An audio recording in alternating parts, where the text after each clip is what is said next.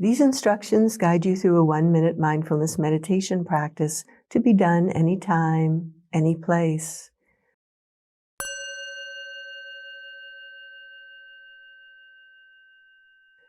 Begin by becoming aware of your body in this moment and the sensations of your body touching a chair or the ground. Now guiding your awareness to your breath. Breathing in, rest with the sensation of the in-breath.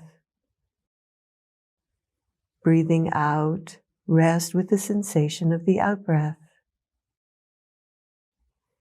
Breathing in, breathing out.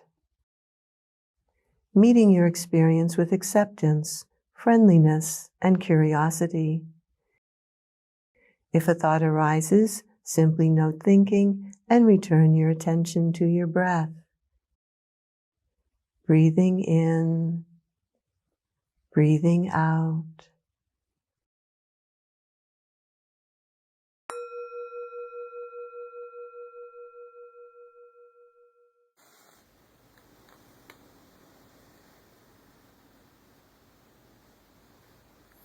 What did Jesus say?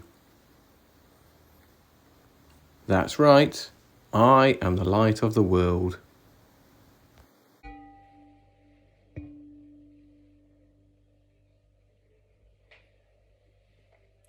Oh, good morning, everyone.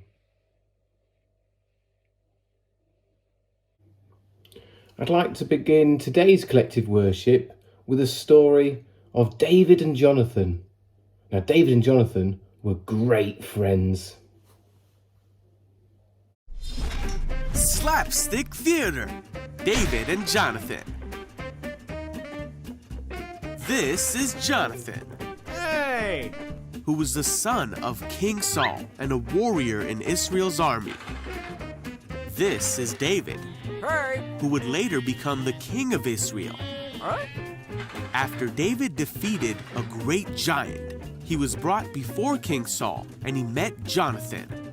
They immediately became friends. Yeah! And Jonathan made a pact with David and showed him that by giving David his robe and weapons. Oh, hang on. From that time on, David was successful in all he did. And King Saul became jealous of David and very angry. Saul wanted his servants and Jonathan to get rid of David, but because Jonathan loved his friend David, he warned David of what his father was planning. Jonathan went to his father, King Saul, and talked him out of harming David. Okay. For a time, David was safe from King Saul's plans. Phew. But not long after, the king's jealousy and anger came back, and he tried to kill David. Whoa! David got away, and his friend Jonathan came to help him. Hang on, eh? Jonathan tried again to talk his father out of hurting David. No. But now King Saul was convinced he needed David to be gone. Jonathan was angry and sad that his father would not let his friend go. And he knew that David would have to go into hiding and run from King Saul.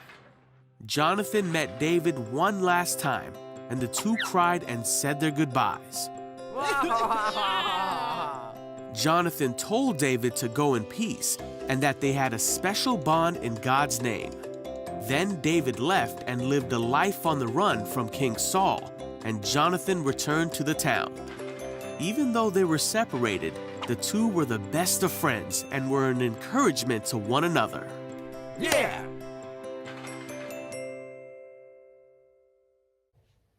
So what can we learn from that story? Talk to the person next to near you, around you, and your teacher. What can we learn from that story?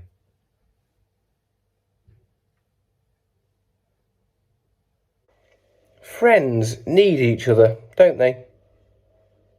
Friends help each other. What makes a good friend? I've got some friends here that are going to help me tell you what makes a good friend. So we're going to make a bowl of soup. Wait, like a real bowl of soup? Actually, what we're making is friendship soup. Do you know what friendship soup is? Ingredients in soup. What's the ingredients in your You're mixing friends? together all of your steps. So how do we make friendship soup? So you buy the jar at the store. I don't think friendship soup is something you can buy. Seriously? Seriously. We're going to make it right here. See this pot? Just tell me what to add. Okay.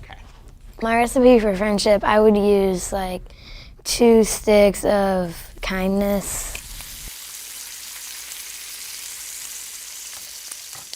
We probably have a gallon of goofiness.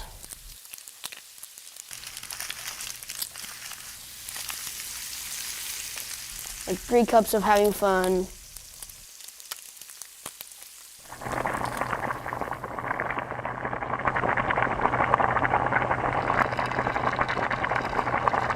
Jealousy, you don't need barely any. You don't need any.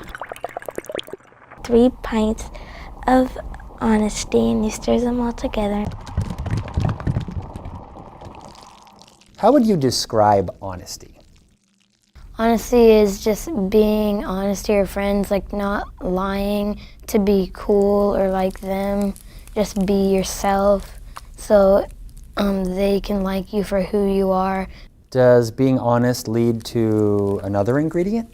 A teaspoon of arguments. Oh, that can get sticky. What goes well with that? 3 tablespoons of respect. I would add 1.5 cups of safety. And a cup of trust. How would you explain trust? Trust is definitely something where like I could go up to you and tell you something that I've never told anybody else and like trust you to be there for me. This is great. Let's write this down. Our recipe for friendship soup included 2 sticks of kindness, 1 gallon goofiness, 3 cups of having fun, 3 pints of honesty, 1 little teaspoon of those sticky arguments, 3 tablespoons of respect, 1.5 cups safety, and 1 cup of trust. What ingredients have you been putting in your friendship soup?